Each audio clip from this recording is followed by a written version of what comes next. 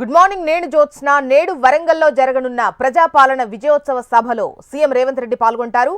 ఇందిరా మహిళా శక్తి పేరిట ఈ విజయోత్సవ సభను నిర్వహిస్తారు. ఈ సభకు సీఎం రేవంత్ తో పాటు పలువురు మంత్రులు, ఎమ్మెల్యేలు, ఎమ్మెల్సీలు హాజరవుతారు. తెలంగాణలో కాంగ్రెస్ ప్రభుత్వం ఏడాది పాలన విజయవంతమైన సందర్భంగా వరంగల్ కేంద్రంగా విజయోత్సవ సభ నిర్వహిస్తున్నారు. ప్రభుత్వం ఏర్పడ్డ తర్వాత జరుగుతున్న తొలి సభ కావడంతో కాంగ్రెస్ శ్రేణులు భారీగా తరలిరానున్నారు.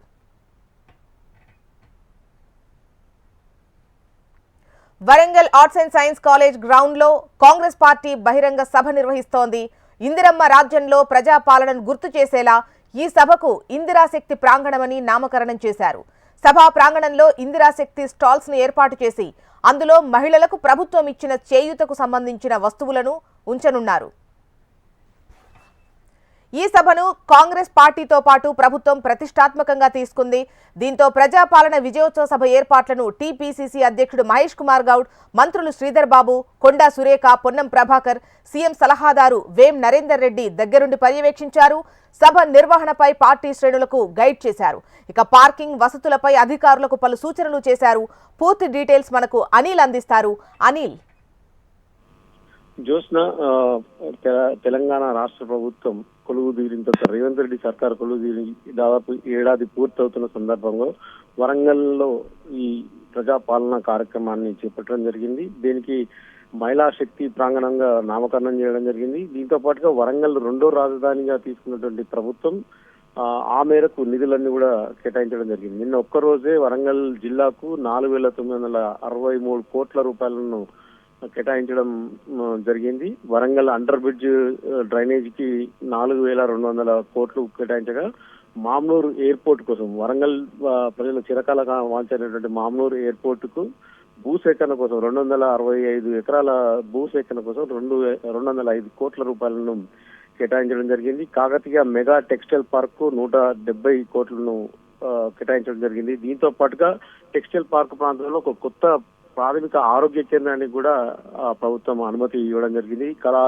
కాళోజీ కళాక్షేత్రం కు 85 కోట్లు, తర్వాత 4 ప్రధాన రహదారులకు 300 కోట్లను, భద్రకాళి దగ్గర పాలిటెక్నిక్ కొత్త కాలేజ్ బిల్డింగ్ 28 కోట్లు, గ్రేటర్ కార్పొరేషన్ కు 50 కోట్లు, ఉర్దూ భవన్ కు 2 కోట్లు, మొత్తంగా చూస్తుంటే 4,900 కోట్లను ప్రభుత్వం ఒకే రోజు జీవోతో విడుదల చేయడం జరిగింది. ప్రస్తుతానికైతే ఉదయం నుంచి అన్ని జిల్లాల నుంచి మహిళలు ఇప్పుడిప్పుడే చేరుకుంటున్నాం. మధ్యాహ్నం సరిగ్గా 2 గంటల ప్రాంతంలో ఈ సభ కూడా ప్రారంభంగా ఉన్నది. కాళోజీ కళాక్షేత్రాన్ని ముందుగా సీఎం ప్రారంభించిన అనంతరం అక్కడ నుంచి ఈ రాష్ట్రంలోని 22 మహిళా శక్తికి సంబంధించిన భవనాలకు శంకుస్థాపన కూడా ఈ ఆర్ట్స్ అండ్ సైన్స్ కళాశాల మైదానంలో సీఎం రేవంత్ రెడ్డి శంకుస్థాపన చేయనున్నాడు.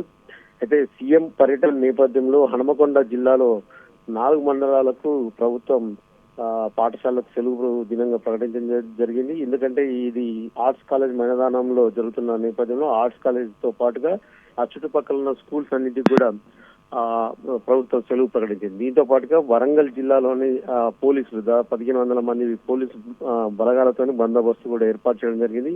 సభ జరిగే ప్రాంతాన్ని అంతా కూడా రాత్రి నుంచే పోలీసులు తమ ఆధీనంలోకి తీసుకోవడం జరిగింది.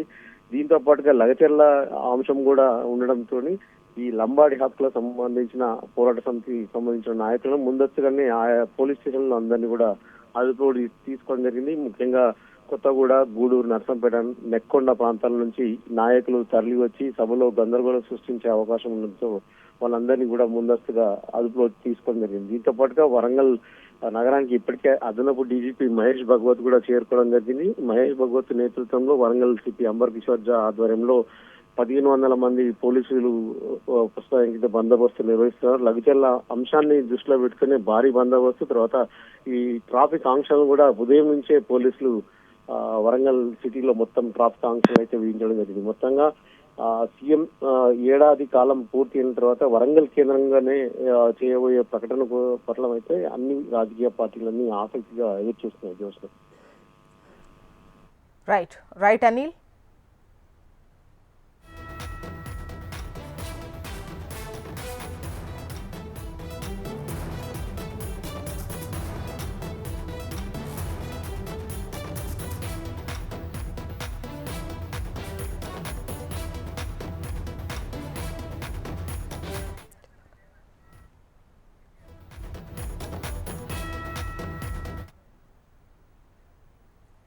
ఏపీ అసెంబ్లీ సమావేశాల్ని లైవ్ ద్వారా చూద్దాం. సీనియర్ శాసనసభ్యులు మీరు దానికి రెస్ట్రిక్ట్ అవ్వచ్చు. అధ్యక్ష, తెలంగాణ ఆంధ్రప్రదేశ్ రాష్ట్రం రెండుగా విభజించక ముందు 16 జీవో ప్రకారం అధ్యక్ష zone, district, zone, multi zone, free zone అనేటటువంటి ఉమ్మడి రాష్ట్రంలో మనం ఆ రోజు జయాంధ్ర మూమెంట్ తర్వాత వచ్చినటువంటి అమెండ్మెంట్స్ అధ్యక్ష. అయితే అప్పుడు మనం వీటిని బట్టి ట్రిబ్యునల్స్ని కూడా ఏర్పాటు చేసుకున్నాం అధ్యక్ష. ఇప్పుడు మరి ఆ ట్రిబ్యునల్స్ అయితే లేవు. ఇప్పుడు దీంట్లో అధ్యక్ష నేను గౌరవ మంత్రి గారికి రాష్ట్రం విడిపోయి ఆంధ్రప్రదేశ్ రాష్ట్రం కొత్తగా ఏర్పడిన తర్వాత, తెలంగాణ రాష్ట్రం ఏర్పడిన తర్వాత మన ఆంధ్రప్రదేశ్ రాష్ట్రం నుంచి మూడు సార్లు అంటే 3 times ఇక్కడ పనిచేస్తున్న ఉద్యోగులు తెలంగాణకు వెళ్ళారు అధ్యక్ష. అందులో అధ్యక్ష 7 ముంపు మండలాలు మనకి ఏదైతే ఆ రోజు పోలవరం ప్రాజెక్టు నిర్మాణానికి ముంపు మండలాలు ఉన్న 7 మండలాలు ఉన్నాయో, తెలంగాణలో ఉన్నటువంటి మండలాల్ని మన ఆంధ్రప్రదేశ్ రాష్ట్రంలో కలిపిన తర్వాత అధ్యక్ష, ఇక్కడ ఈ మండలాలు ఆంధ్రప్రదేశ్ రాష్ట్రానికి వచ్చాక మేము తెలంగాణకి వెళ్ళిపోతామని ఆప్ట్ చేసుకున్నటువంటి వాళ్ళని జీవో నెంబర్ 130 ద్వారా 1520 మందిని పంపించారు అధ్యక్ష. అలాగే రెండవసారి క్లాస్ 3 అండ్ క్లాస్ 4 అధ్యక్ష, వాళ్ళని కూడా 725 మందిని పంపించారు అధ్యక్ష. అలానే తెలంగాణ స్థానికత గల ఉద్యోగులు వీళ్ళందరూ కూడా అధ్యక్ష తెలంగాణ నేటివ్ ఆఫ్ తెలంగాణ అధ్యక్ష. ఇక్కడ ఉద్యోగులు ఎవరు పంపించారంటే తెలంగాణ ప్రభుత్వం ఎవరిని తీసుకుందనంటే కేవలం ఎవరైతే తెలంగాణ నేటివ్ అయి ఉన్నారో వాళ్ళను మాత్రమే తీసుకున్నారు అధ్యక్ష. అలాగే ఈ 122 కూడా ఈ 1412 జీవో ద్వారా 122 మందిని నాన్ గెస్టెడ్ ఎంప్లాయీస్ని కూడా తెలంగాణ స్థానికులు అయినటువంటి నేటివ్ ఆఫ్ తెలంగాణ వాళ్ళు మాత్రమే తీసుకున్నారు అధ్యక్ష. అయితే ఇప్పుడు గత 10 సంవత్సరాల నుంచి అధ్యక్ష చాలామంది తెలంగాణలో ఉన్నటువంటి వాళ్ళు 16 జీవో ప్రకారం ఎలిజిబిలిటీ, మన ఆంధ్రప్రదేశ్ రాష్ట్రానికి ఎలిజిబిలిటీ లేనటువంటి వాళ్ళు మన ఆంధ్రప్రదేశ్ రాష్ట్రానికి నేటివ్ ఆఫ్ ఆంధ్రప్రదేశ్ రాష్ట్రం అయినటువంటి వాళ్ళు చాలామంది అభ్యర్థులు మన ప్రభుత్వానికి తెలంగాణ ప్రభుత్వానికి చేసుకుంటున్నారు అధ్యక్ష. అయితే తెలంగాణ ప్రభుత్వానికి నుంచి మన రాష్ట్రానికి రావడానికి అధ్యక్ష 1368 మంది వాళ్ళు అక్కడ ఆప్షన్స్ ఇచ్చారు అధ్యక్ష. అందులో ఎక్కువగా టీచర్సు, స్కూల్ ఎడ్యుకేషన్ అధ్యక్ష, అలానే పోలీస్. స్కూల్ ఎడ్యుకేషన్లో 614 మంది, హోమ్ డిపార్ట్మెంట్ 597 మంది, వాటర్ రిసోర్స్ డిపార్ట్మెంట్ ఇరిగేషన్ 56 మంది, ఇట్లాగే అందరూ కలిపి 1365 మంది ఉన్నారు అధ్యక్ష. అయితే సబ్సిక్వెంట్లీ కొందరు మళ్ళీ విత్డ్రా చేసుకున్నారు అధ్యక్ష. ఇది నేను చెప్తున్నది 2022 నాటికి ఉన్నటువంటి డేటా అధ్యక్ష. ఇప్పుడు 2024 ఎండింగ్లో ఉన్నారు అధ్యక్ష.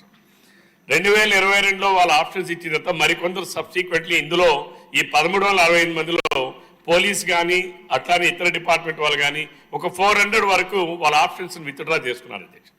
అంటే తెలంగాణ నుంచి మన ఆంధ్ర ప్రాంతానికి సంబంధించినటువంటి ఉద్యోగస్తులు మ్యాక్సిమం ఒక 1000 వరకు రావడానికి అవకాశం ఉంది అధ్యక్ష. అయితే ఇక్కడ మన ఆంధ్రప్రదేశ్ రాష్ట్రం నుంచి తెలంగాణకి వెళ్ళడానికి ఆప్ట్ చేసుకున్నటువంటి వాళ్ళు అధ్యక్ష 1914 మంది ఉన్నారు అధ్యక్ష. ఇందులో తెలంగాణ నేటివ్ ఆఫ్ తెలంగాణ 702 మంది అధ్యక్ష, స్పౌస్ కేసెస్ 296 అధ్యక్ష, నేటివ్ ఆఫ్ ఆంధ్ర అంటే నాన్ నేటివ్ ఆఫ్ తెలంగాణ వాళ్ళు 1211 మంది అధ్యక్ష.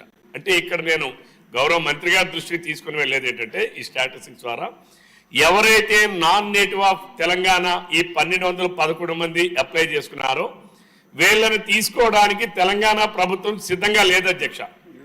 బికాజ్ వాళ్ళు తెలంగాణ రాష్ట్రం వాళ్ళు కారు కాబట్టి మేము తీసుకోవడానికి సిద్ధంగా లేరు అధ్యక్ష.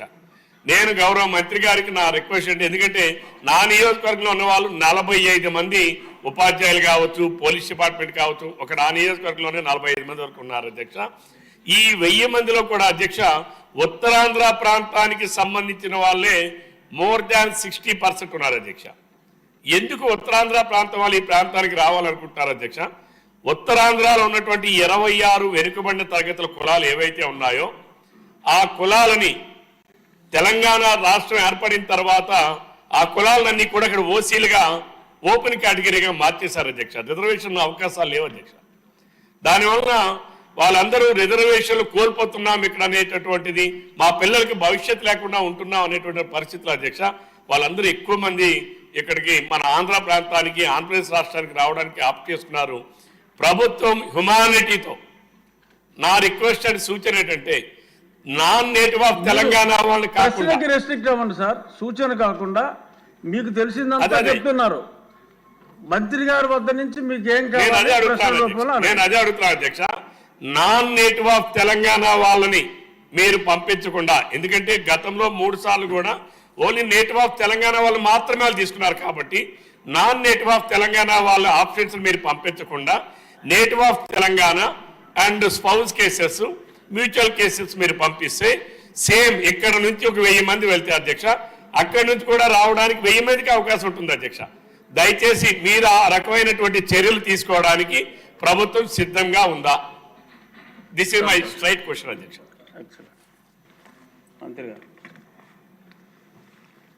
అధ్యక్ష, సభ్యుడు వ్యక్తం చేసినటువంటి ఆవేదన అర్థమైంది అధ్యక్ష. ఆ ఉద్యోగులు ఇటు రావాలనుకున్న వాళ్ళు ఇటు నుంచి అటు పోవాలనుకున్నటువంటి వాళ్ళ సమస్య అని. కాకపోతే సభ్యులు కేవలం ఉత్తరాంధ్రలో ఆందోళన వ్యక్తం చేస్తున్న సభ్యుల గురించి ఆలోచిస్తారు. ప్రభుత్వం విస్తృతంగా తమకు వచ్చినటువంటి అభ్యర్థనలు అన్నింటినీ కూడా పరిష్కారం చేసే దిశగానే ప్రభుత్వ ఆలోచనలు ఉన్నాయి అధ్యక్ష. కేవలం ఆ నాన్ నేటివ్ తెలంగాణ వాళ్ళని మాత్రమే పంపిస్తే నాన్ నేటివ్ వెళ్ళాలనుకున్నటువంటి వాళ్ళు కూడా ఇబ్బందుల్లో పడేటువంటి పరిస్థితి ఉంటుంది. ఏది ఏమైనా కూడా ఈ ప్రభుత్వం వచ్చిన తర్వాత గౌరవ ముఖ్యమంత్రి చంద్రబాబు నాయుడు గారు చొరవ తీసుకుని పక్క రాష్ట్రమైనటువంటి తెలంగాణతో చర్చల్ని ప్రారంభించడం, ఆయనే స్వచ్ఛందంగా వెళ్ళి మనం కలవాలి అనేటువంటి ఒక తొలి అడుగు వేయటం, దాని తర్వాత 2 రాష్ట్రాలు సమస్యల్ని పరిష్కారం చేసుకోవడం కోసం 2 కమిటీలు వేసుకోవడం జరిగింది అధ్యక్ష. ఏపీ శాసన మండలిలో ఇవాళ కీలక బిల్లులు ప్రవేశపెట్టనున్నారు. ప్రశ్నోత్తరాలతో మండలి ప్రారంభమవుతుంది. ఆంధ్రప్రదేశ్ పంచాయతీరాజ్ సవరణ బిల్లు, ఆంధ్రప్రదేశ్ మున్సిపల్ సవరణ bill, NTR health university bill, Andhra Pradesh ayurvedic homeopathy చట్ట సవరణ bill, Andhra Pradesh medical practitioners registration చట్ట సవరణ బిల్లు మండలిలో ప్రవేశపెడతారు. ప్రశ్నోత్తరాల సమయంలో మదనపల్లిలో భూ రికార్డులు దగ్ధం, ఆక్వా రైతులకు ఆర్థిక సాయం, భీమిలిలో శారదాపీఠం భూములపై చర్చ, నెల్లిమర్ల జనపనార మిల్లు మూసివేత, విశాఖపట్నంలో రిషికొండ పర్యాటకం, రాష్ట్రంలో నూతన రహదారుల మంజూరుపై చర్చిస్తారు. రాష్ట్రంలో ఓడరేవులు, ఫిషింగ్ హార్బర్లు, ఆరోగ్యశ్రీ పథకంలో అక్రమాలపై సుదీర్ఘంగా చర్చిస్తారు.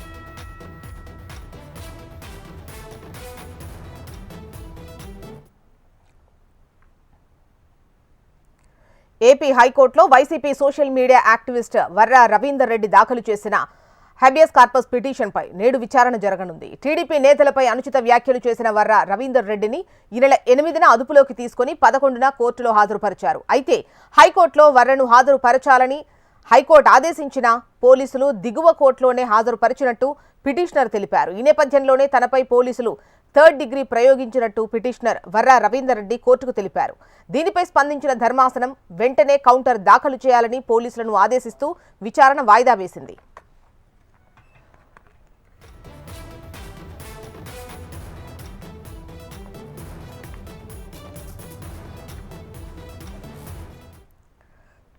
ఇక ఏపీ హైకోర్టులో YCP social media activist Varra Ravinder Reddy దాఖలు చేసిన హెబియస్ కార్పస్ పిటిషన్పై ఇవాళ విచారణ జరగనుంది. పూర్తి వివరాలు మనకు ఏపీ కోఆర్డినేటర్ రాజేష్ అందిస్తారు. రాజేష్. ఏపీ హైకోర్టులో కొట్రా రవీంద్రారెడ్డి హెబియస్ కార్పస్ పిటిషన్ దాఖలు చేశారు. అయితే దానిపై ఈ రోజు విచారణ జరుగుతుంది. ఈ నెల 8వ తారీఖు పోలీసులు అదుపులో తీసుకొని 11వ తారీఖున కోర్టులో హాజరుపరిచినట్టు పిటిషన్ లో తెలిపారు. అదేవిధంగా హైకోర్టులో హాజరుపరచమని వర్రాని కోరినప్పటికీ కూడా దిగువ కోర్టులో తనను హాజరుపరిచారనేసి ఈ పిటిషనర్ తెలిపారు. వీటన్నిటి మీద కూడా పూర్తిగా దర్యాప్తు చేసి పోలీసులు కూడా నివేదిక ఇవ్వాలి, అదేవిధంగా కౌంటర్ దాఖలు చేయాలనేసి హైకోర్టు ఆదేశాలు ఇచ్చింది. అయితే ఈ కేసు విచారణ ఈ రోజు జరుగుతుంది. ఈ రోజు జరిగిన తర్వాత వర్రా ఇచ్చిన పిటిషన్ లో న్యాయోపవాదాలు ఎంతవరకు ఉన్నాయి అనేది తుది నిర్ణయం న్యాయమూర్తి తీసుకుంటారు. దీంతో పాటు చూసుకుంటే వర్రా గత 5 సంవత్సరాల్లో ఉన్న అనేక సోషల్ మీడియాలో అనేక తప్పుడు ప్రచారాలు చేయటం, అదేవిధంగా వ్యక్తిగత ఆరోపణలు, వ్యక్తిగత విమర్శలు చేశారనే కోణంతోనే ఈ వర్రాన్ని అదుపులో తీసుకున్నట్టు పోలీసులు చెప్పినప్పటికీ కూడా సమయాన్ని బట్టి 8వ తారీఖు అదుపులో తీసుకున్న పోలీసులు 11వ తారీఖు వరకు కోర్టుకు హాజరుపరచకపోవడానికి కారణాలు ఏంది, ఆ కారణాలకి నిజంగా హాజరుపరచలేదా లేదంటే 8వ తారీఖుని వాస్తవానికి అతను అదుపులో తీసుకున్నట్ట పూర్తి వివరాలతో నివేదికను కోరింది జోష్న. అండ్ రాజేష్, హైకోర్టులో హాజరుపరచాలి అంటే దిగువ కోర్టులో హాజరుపరిచినట్టుగా చెబుతున్నారు. అసలు ఏంటి ముఖ్యంగా పోలీసులకు సంబంధించి ఆదేశాలు జారీ చేస్తూ ఇవాళ మళ్ళీ విచారణ ఉంది కదా, దీనిపై అసలు ఏ విధంగా అంటే కింది కోర్టులో హాజరుపరిచారా? పోలీసులకి పూర్తి స్థాయిలో హైకోర్టులో హాజరుపరచాలనే నివేదిక అయితే మటుకి పోలీసుకి అందలేదనేసి ఒక పక్క తెలుస్తున్నారు. అయితే హైకోర్టులో హాజరుపరచాలని ముందస్తుగానే పోలీసులు తెలియజేశామని కోర్టు నుంచి ఉత్తర్వులు వచ్చినట్టు తెలుస్తుంది. అయితే హైకోర్టు ఆదేశాలను అయితే మాత్రం పోలీసులు మీరేది లేదు చట్టపరంగా. అయితే స్థానికంగా ఉన్న సమస్యలు కొన్ని సాంకేతిక లోపాలతో ఈ తప్పిదం జరిగి ఉండొచ్చని పోలీసు వైపు ఉన్న న్యాయమూర్తి చెబుతున్నారు. ఏదేమైనప్పటికీ అసలు ఏంది ఈ విషయం, పోలీసులు చెప్పిన వాస్తవాల అవాస్తవాల, హైకోర్టులో అప్పచెప్పవలసిన ఈ వర్రాని దిగువ కోర్టులో హాజరుపరచడానికి గల కారణాలు ఏంది అనే అంశాల మీద పూర్తిగా విచారణ లోతైన విచారణ ఈ రోజు జరుగుతుంది జోస్నా.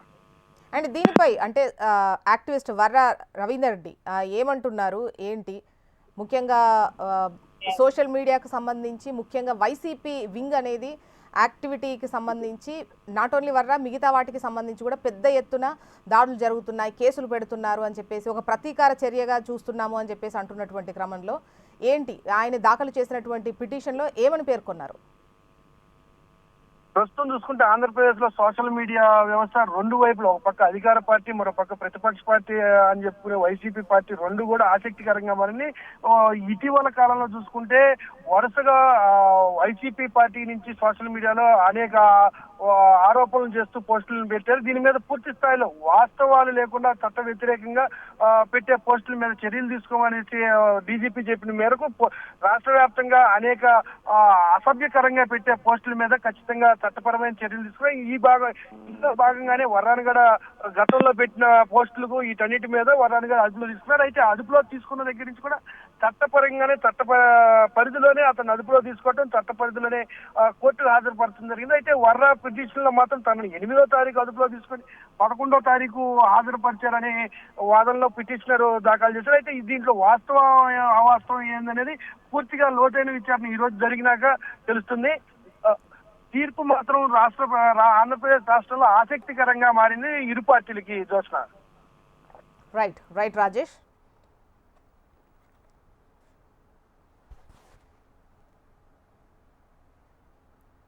ఏపీ అసెంబ్లీ సమావేశాల్ని లైవ్ ద్వారా చూద్దాం. పాలన పాపం ఫలితం 450 లిఫ్ట్ స్కీమ్లు మూతపడ్డాయి అధ్యక్ష.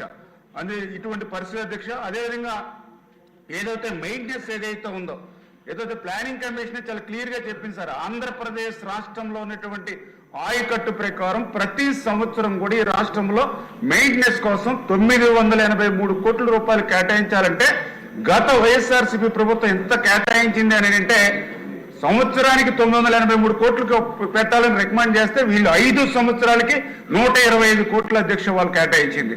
అందుచేత ఇటువంటి విధ్వంసం ఈరోజు ఇరిగేషన్ వ్యవస్థలో మేము చూసాం అధ్యక్ష. దానికి ఎగ్జాంపుల్ కూడా ఇంకా క్లియర్ గా ఏదైతే 2014, 2019 అంటే గత తెలుగుదేశం ప్రభుత్వ హయాంలో ఏదైతే క్యాపిటల్ హెడ్ కడ మెయింటెనెన్స్ మేము 5091 కోట్లు మేము కేటాయించాం అధ్యక్ష. అదే గత పాలనలో 5 సంవత్సరాల్లో 1340 కోట్లు అధ్యక్ష. అంటే ఎక్కడ 5091 కోట్లు, ఎక్కడ 1340 కోట్లు. అంటే దీంట్లో కూడా ఒక చిన్న డిఫరెన్స్ కూడా ఉంది అధ్యక్ష. ఎందుకంటే మా 5 సంవత్సరాల ఆనాటి పాలనలో మాకు బడ్జెట్ 7 లక్షల కోట్లే. 7 లక్షల కోట్ల బడ్జెట్ ఉంటే మేము మెయింటెనెన్స్ 5,091 పెట్టాం. వీడికి 12 లక్షల కోట్ల బడ్జెట్ 5 సంవత్సరాల్లో ఉంటే వీళ్ళు పెట్టింది 1340 కోట్ల అధ్యక్ష. అంటే ఈ రకంగా ఇటువంటి ఇబ్బందులు ఇటువంటి ఉన్నవారే ఇటువంటి పరిస్థితి ఈరోజు వచ్చింది అధ్యక్ష. అందుచేతే నేను కూడా అసెంబ్లీకి వస్తున్నప్పుడు కూడా చూస్తూ ఉన్నాం, ఏదైతే ప్రతి శాసనసభ్యులు కూడా గత 5 సంవత్సరాల పాలన పాపాల వల్ల మరి చాలా రికమెండేషన్స్ వాళ్ళు కూడా పాపం వాళ్ళ కాన్స్టిట్యున్సీలో హామీలు ఇవ్వడం ద్వారా కానీ లేదా కాన్స్టిట్యున్సీలో వాళ్ళ రైతుల నుంచి వచ్చేటువంటి ఇబ్బందులన్నీ కూడా నా దృష్టిలో కూడా తీసుకొస్తూ ఉన్నారు. ప్రతిరోజు కూడా నేను కూడా అసెంబ్లీకి వచ్చినప్పుడు ఖాళీగా వస్తున్నాం, కానీ వీళ్ళు ఇచ్చేటువంటి రికమెండేషన్స్ చాలా ఎక్కువ ఉంటున్నాయి అధ్యక్ష. ఇవన్నీ సవాళ్ళన్నింటినీ కూడా నేను అధిగమించి ఏదైతే చంద్రబాబు నాయుడు గారు, ఎందుకంటే ఒక పరిపాలనా దక్షత ఉన్నటువంటి వ్యక్తి ఈ రోజు ఈ రాష్ట్రానికి ముఖ్యమంత్రిగా ఉన్నారు కాబట్టి ఖచ్చితంగా ఈ సవాళ్ళన్నింటినీ కూడా ఎదుర్కొని మొన్ననే జూన్ 21వ తేదీనే ఈ యొక్క మెయింటెనెన్స్ కోసం ఈ గొరవెక్క తూడు తొలగించడానికి 79 కోట్లు మొదటగా మంజూరు చేయడం జరిగింది అధ్యక్ష. అదేవిధంగా మొన్న ఆగస్టు 7న 0.01 కోట్లు కేటాయించి ఈ పనులు చేస్తున్నాం అధ్యక్ష. వీటితో పాటుగా మొన్న అక్టోబర్ 2024వ తేదీన జీవో 65 ద్వారా 284 కోట్లు ఏదైతే 2323 అత్యవసర పనులు ఏవైతే గుర్తించామో వాటికి నిధులు మంజూరు చేసాం అధ్యక్ష. అవి టెండర్ ప్రక్రియలో ఉన్నాయి. తొందరలోనే ఆ పనులు కూడా పూర్తవుతాయని చెప్పేసి కూడా మీ ద్వారా కూడా తెలియజేసుకుంటూ, ఖచ్చితంగా ఈ యొక్క కాలంలో మాకు కూడా ఆలోచన ఉంది. ముఖ్యమంత్రి గారు కూడా రివ్యూల్లో కూడా చాలా క్లియర్ గా చెప్పారు, ఏదైతే మూతపడినటువంటి లిఫ్ట్ స్కీమ్స్ ని మళ్ళీ ఎట్లా పునర్జీవనం చేయాలనేటువంటి ఆలోచన. అదేవిధంగా ఏదైతే 5 సంవత్సరాల్లో కనీసం ఒక తట్ట మట్టి కూడా సిల్ట్ తీయనటువంటి పరిస్థితుల్లో కాలువలు, డ్రైన్స్, రిజర్వాయర్స్ ఏవైతే ఉన్నాయో వాటికి తీసేటువంటి ప్రక్రియ.